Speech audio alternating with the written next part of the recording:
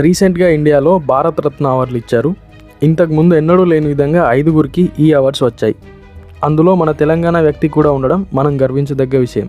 ఈసారి భారతరత్న అవార్డ్స్ పివి నరసింహారావు, ఎంఎస్ స్వామినాథన్, కర్పూరి ఠాకూర్, చౌదరి చరణ్ సింగ్, ఎల్కే అద్వానీ గారులకు వచ్చాయి. వీరి గురించి తెలుసుకునే ప్రయత్నం చేద్దాం.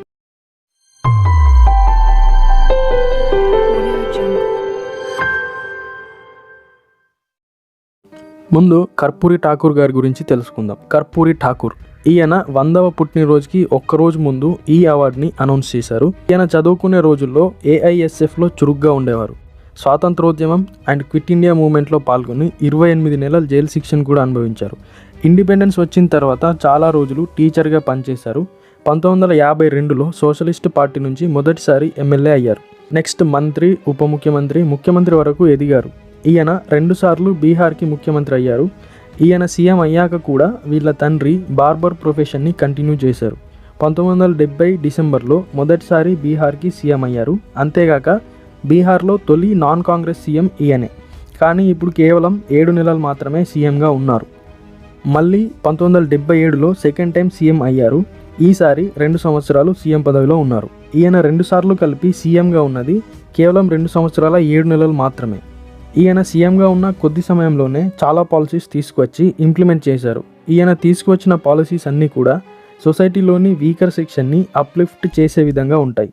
అందులో కొన్ని ఏంటంటే 1978లో మొదటిసారి బ్యాక్వర్డ్ క్లాసెస్కి 26% రిజర్వేషన్ని ఈయనే తీసుకొచ్చారు. తర్వాత దీన్ని దేశం మొత్తానికి ఇంప్లిమెంట్ చేశారు. జమీందారుల నుంచి ల్యాండ్ తీసుకొని పేదలకి డిస్ట్రిబ్యూట్ చేశారు. ఎడ్యుకేషన్ని ఫ్రీ చేశారు. ఇంగ్లీష్ సబ్జెక్ట్ కంపల్సరీ కాదని కంపల్సరీ లిస్ట్ నుంచి ఇంగ్లీష్ని తీసేశారు. ఇంగ్లీష్ సబ్జెక్టు చదవడం రాక చాలామంది పిల్లలు స్కూల్ మానేస్తున్నారని ఈ డెసిషన్ తీసుకున్నారు. బీహార్లో సంపూర్ణ మద్యపాన నిషేధం చేశారు. Government is for the welfare of the people at the door step of the people అనేది ఆయన మోటో. ఇలాంటి కార్యక్రమాలు చేయడం వల్ల ప్రజలందరూ ఎన్ని జననాయక్ అని పిలుచుకుంటారు. 2 సార్లు సీఎం అయినా కనీసం ఒక మంచి ఇల్లు కూడా లేదు. 1975 టైంలో ఇందిరాగాంధీ గారు తీసుకొచ్చిన ఎమర్జెన్సీకి వ్యతిరేకంగా యాంటీ ఎమర్జెన్సీ మూమెంట్లో కూడా ఈయన పాల్గొన్నారు. నెక్స్ట్ పివి నరసింహారావు గారి గురించి తెలుసుకుందాం.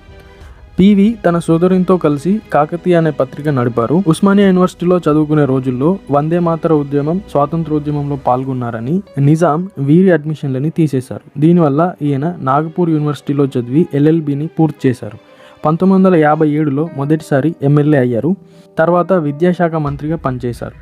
1971లో ఆంధ్రప్రదేశ్కి సీఎం అయ్యారు. ఆ టైంలో రాష్ట్రంలో జై తెలంగాణ ఉద్యమం, జై ఆంధ్ర ఉద్యమం కారణంగా రాష్ట్రపతి పాలన విధించడం వల్ల సీఎం పదవికి రాజీనామా చేయవలసి వచ్చింది.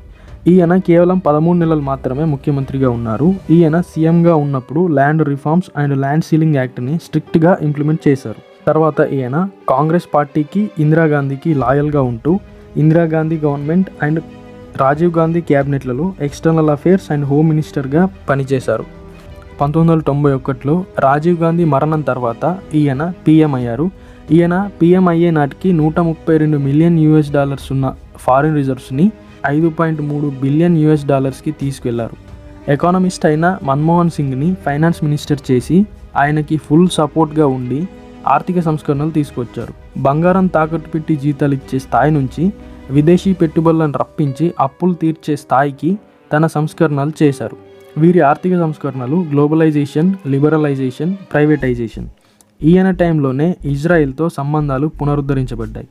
జెనీవాలో జరిగిన UNO మీటింగ్కి ఇండియాని రిప్రజెంట్ చేయడానికి అప్పుడు ఆపోజిషన్లో ఉన్న అటల్ బిహారీ వాజ్పేయిని పంపించారు.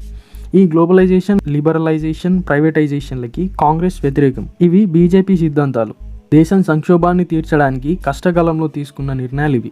ఈయన కన్నా పార్టీలో తక్కువ ప్రాముఖ్యం ఉన్న ప్రియారంజన్ దాస్ మున్షి, షీలా దీక్షిత్లు చనిపోయినప్పుడు వారి పార్థివ దేహాన్ని AICCలోకి తీసుకెళ్లారు. కానీ పార్టీ ప్రెసిడెంట్గా పనిచేసి ప్రధానమంత్రి కూడా అయిన పివి గారి పార్థివ దేహాన్ని AICCలోకి అనుమతించలేదు. సమాధికి కావాల్సిన చోటు కూడా ఇవ్వలేదు ఈ కాంగ్రెస్. ప్రణబ్ ముఖర్జీ ఒక ఇంటర్వ్యూలో తెలంగాణ ముద్దుబిడ్డ, పార్టీకి లాయల్గా ఉన్న వ్యక్తికి పార్టీ ఇలా చేయడం సిగ్గుచేటు అని అన్నారు. ఈయన 14 భాషల్లో మాట్లాడగలరు. విశ్వనాథ సత్యనారాయణ గారు రాసిన 1000 పడగల పుస్తకాన్ని హిందీలో ట్రాన్స్లేట్ చేశారు. సంకీర్ణ ప్రభుత్వం అంటే మైనారిటీ గవర్నమెంట్ని 5 సంవత్సరాలు ప్రధానమంత్రిగా ఉండి నడిపించారు. ఇన్ఫర్మేషన్ టెక్నాలజీ ఈ రోజుల్లో ఈ స్థాయిలో ఉండడానికి కారణం పివి నరసింహారావు గారే. ఈయన ఆత్మకథ పేరు ద ఇన్సైడర్. ఎల్కే అద్వానీ గారి గురించి తెలుసుకుందాం. లాల్ కృష్ణ అద్వానీ, షార్ట్గా ఎల్కే అద్వానీ, సాధారణ ఆర్ఎస్ఎస్ మెంబర్ నుంచి బలమైన బీజేపీని నిర్మించిన వ్యక్తి.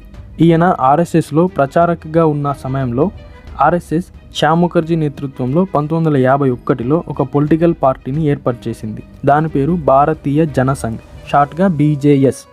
ఈయన 1970లో ఫస్ట్ టైం రాజ్యసభకి ఎన్నికయ్యారు. ఎమర్జెన్సీ టైంలో కాంగ్రెస్ని ఓడించడానికి జనతా పార్టీ అనే కూటమిని ఏర్పాటు చేశారు. అందులో బీజేఎస్ కూడా ఉండేది. 1980లో ఇది ముక్కలైంది. అప్పుడు అటల్ బిహారీ వాజ్పేయితో కలిసి ఎల్కే అద్వానీ గారు భారతీయ జనతా పార్టీ, ఇప్పటి బీజేపీని ఏర్పాటు చేశారు. 1984లో విహెచ్పి ఏర్పడింది. విహెచ్పి అంటే విశ్వ హిందూ పరిషత్. దీని మేజర్ గోల్ ఏంటంటే అయోధ్యలో రామ మందిరం నిర్మించడం. దీన్ని గమనించిన అద్వానీ బీజేపీ విహెచ్పికి సపోర్ట్ చేస్తుందని అనౌన్స్ చేశారు. దీని తర్వాత 1989 ఎలక్షన్స్లో 86 లోక్సభ సీట్స్తో బీజేపీ గెలిచింది. 1990లో రామమందిర ఉద్యమాన్ని ప్రారంభించారు. గుజరాత్లోని సోమనాథ్ నుంచి అయోధ్యకి రామ్ రథయాత్రని అద్వానీ గారు చేశారు. దీనివల్ల బీజేపీ 1991 ఎలక్షన్స్లో పార్లమెంట్లో సెకండ్ లార్జెస్ట్ పార్టీగా ఎదిగింది. 1992లో అయోధ్యలోని బాబ్రీ మసీద్పై అటాక్ జరిగింది. దీని తర్వాత వచ్చిన 1996 ఎలక్షన్స్లో 121 సీట్లను గెలిచి పార్లమెంట్లో నంబర్ 1 పొజిషన్కి వెళ్ళడానికి అద్వానీ గారి కృషి ఉంది. ఈయన ఐటీ మినిస్టర్గా చేశారు.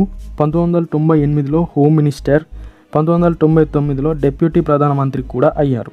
2006లో భారత్ సురక్షా యాత్రని చేశారు. బీజేపీని 2 సీట్ల నుంచి ఇండియాలో కాంగ్రెస్ని పడగొట్టి అతిపెద్ద సంఖ్యలో సీట్లను గెలిచే పార్టీగా తీర్చిదిద్దిన వ్యక్తి ఎల్కే అద్వానీ గారే. తన సిద్ధాంతాలైన గ్లోబలైజేషన్, ప్రైవేటైజేషన్ లాంటివి ఇప్పుడు మోడీ గారు అమలు చేస్తున్నారు. చౌదరి చరణ్ సింగ్ గారి గురించి తెలుసుకుందాం. రైతుల సంక్షేమం కోసం తన జీవితాన్ని అంకితం చేసిన వ్యక్తి Chaudhary Charan Singh. Stalwart farmer leader. ఈయన మహాత్మా గాంధీ ఫాలోవర్. మహాత్మా గాంధీ ఆధ్వర్యంలో జరిగిన స్వతంత్రోద్యమంలో పాల్గొని 2 సార్లు జైలుకు కూడా వెళ్ళారు. 1931 నుంచి ఇండియన్ నేషనల్ కాంగ్రెస్లో ఉన్నారు.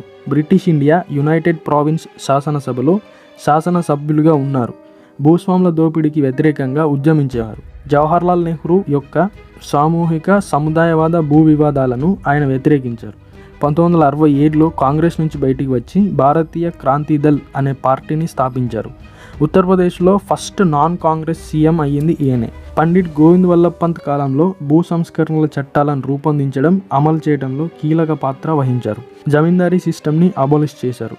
గ్రామీణ వ్యవసాయ ఆర్థిక వ్యవస్థను మెరుగుపరచడం ఆయన లక్ష్యం. ఈయన కేంద్ర హోంమంత్రిగా పనిచేశారు. తర్వాత 1979లో భారతీయ లోక్దళ్ పార్టీ నుంచి ప్రధానమంత్రి కూడా అయ్యారు. ఒక్కసారి కూడా పార్లమెంట్కి వెళ్ళలేదు. ఎందుకంటే పార్లమెంట్ సెషన్ స్టార్ట్ కాకముందే ఇందిరాగాంధీ తన మద్దతును ఉపసంహరించుకోవడం వల్ల ఈయన ప్రధానమంత్రి పదవికి రాజీనామా చేశారు. రైతు వేషంలో పోలీస్ స్టేషన్కి వెళ్ళి అవినీతి అధికారులకి అక్కడికక్కడే సస్పెన్షన్ ఆర్డర్స్ ఇచ్చారు. ఈయనని ఛాంపియన్ ఆఫ్ పీజన్స్ అంటారు. అంటే భారత రైతుల ఛాంపియన్ అని అర్థం. డిసెంబర్ 23 ఈయన పుట్టినరోజు. ఈయన పుట్టినరోజును కిసాన్ దివస్గా జరుపుకుంటారు. ఇప్పటి వరకు చూసిన 4 పొలిటికల్ లీడర్సే. Last but not the least, ఈయనకు అవార్డు ఇవ్వడం వల్ల అవార్డుకే గౌరవం వస్తుంది. ఆయనే ఎంఎస్ స్వామినాథన్. ఈయన తండ్రి ఒక సర్జన్. ఈయన కూడా డాక్టర్ అవ్వాలని మెడికల్ స్కూల్లో చేరారు. 1943లో బెంగాల్లో కరువు వచ్చింది. ఇందులో 38 లక్షల మంది చనిపోయారు. అప్పటి ఇండియన్ పాపులేషన్ 30 కోట్లు. అంటే 1% మంది తినడానికి తిండి లేక చనిపోయారు. ఈ మరణాలను చూసి చలించిన స్వామినాథన్ వైద్య విద్యని వదిలిపెట్టి దేశంలో ఆకలి చావులు ఉండకూడదని వ్యవసాయ పరిశోధనలోకి వచ్చారు. యూపీఎస్సీని క్లియర్ చేసి ఐపీఎస్ కూడా అయ్యారు, కానీ జాయిన్ అవ్వలేదు. అదే టైంలో యునెస్కో ఫెలోషిప్తో నెదర్లాండ్స్ అగ్రికల్చర్ యూనివర్సిటీలో పొటాటోస్ జీన్ ఎవల్యూషన్పై రీసెర్చ్ చేశారు. తర్వాత కేంబ్రిడ్జ్ యూనివర్సిటీ స్కూల్ ఆఫ్ అగ్రికల్చర్లో పీహెచ్డీని పూర్తి చేశారు. 1954లో ఇండియాకి వచ్చి ఇండియన్ అగ్రికల్చర్ రీసెర్చ్ ఇన్స్టిట్యూట్లో రీసెర్చ్ చేయడం స్టార్ట్ చేశారు. 1960లో ఇండియాలోని దాదాపు అన్ని ప్రాంతాల్లో తీవ్రమైన కరువు వచ్చింది. ఈ టైంలో ఈయన కేంద్ర వ్యవసాయ శాఖకి సలహాదారుగా ఉన్నారు. అప్పుడు మెక్సికో హరిత విప్లవ పితామహుడైన నార్మన్ బోర్లాగ్ని ఇండియాకి ఇన్వైట్ చేశారు. గవర్నమెంట్ నుంచి ప్రాబ్లమ్స్ వచ్చినా కూడా మెక్సికో ల్యాబ్ నుంచి జీన్ మోడిఫైడ్ గోధుమలను తీసుకొచ్చి ఎక్స్పెరిమెంటల్గా పంజాబ్లో స్టార్ట్ చేశారు. ఇవి మంచి దిగుబడి ఇవ్వడంతో ఇండియాలో కూడా హరిత విప్లవం స్టార్ట్ అయింది.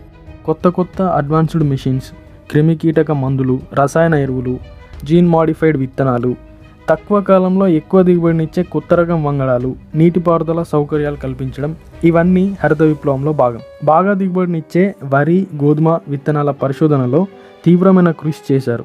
ఈయన కృషి ఫలితంగానే ఇండియాలో కరువుని శాశ్వతంగా తీసివేయగలిగారు. హరిత విప్లవం వల్లే ఇండియా ఆహార భద్రతని సాధించింది. 1943లో 30 కోట్ల జనాభాకి తిండి గతి లేని దేశం ఇప్పుడు ప్రపంచంలో గోధుమలు ఎక్స్పోర్ట్ చేసే 2వ అతిపెద్ద దేశంగా ఎదగడానికి కారణం ఎంఎస్ స్వామినాథన్ గారే. రైతుల సంక్షేమం కోసం ఈయన ఎంఎస్పి ఫార్ములాని తీసుకొచ్చారు. ఎంఎస్పి అంటే మినిమం సపోర్టింగ్ ప్రైస్, తెలుగులో కనీస మద్దతు ధర. రైతు పెట్టిన పెట్టుబడికి అదనంగా పెట్టుబడిలో సగంను లాభంగా అందించేంత ధరని ఎంఎస్పి అంటారు. ఇది గవర్నమెంటే నిర్ణయించాలి. ఎగ్జాంపుల్, ఒక రైతు 1 క్వింటాల్ వరిని పండించడానికి 1000 రూపాయలు పెట్టుబడి అయితే 1000 రూపాయల పెట్టుబడిలో సగం 500. ఈ 500 ప్లస్ పెట్టుబడి అంటే 1500 రూపాయలని ఎంఎస్పిగా గవర్నమెంట్ డిక్లేర్ చేయాలి.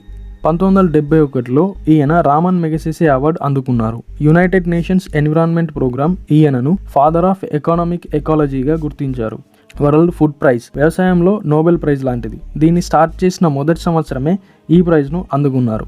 ఇండియన్స్ ఆకలి తీర్చిన శాస్త్రవేత్త డాక్టర్ ఎంఎస్ స్వామినాథన్. ఈయనకు భారతరత్న ఇవ్వడం సంతోషమే, కానీ 1 సంవత్సరం ముందు ఈ అవార్డుని అనౌన్స్ చేసి ఉంటే బ్రతికుండగానే ఈ ప్రైజ్ను తీసుకునేవారు. నా ఎక్స్ప్లెనేషన్ కనుక మీకు నచ్చినట్లయితే ఈ వీడియోని లైక్ చేయండి. ఇంకేదైనా టాపిక్ గురించి మీకు తెలుసుకోవాలనుకుంటే కామెంట్ సెక్షన్లో టాపిక్ని మెన్షన్ చేయండి. ఇలాంటి వీడియోలు మరెన్నో కావాలనుకుంటే మా ఛానల్ని సబ్స్క్రైబ్ చేయండి. Thank you for watching.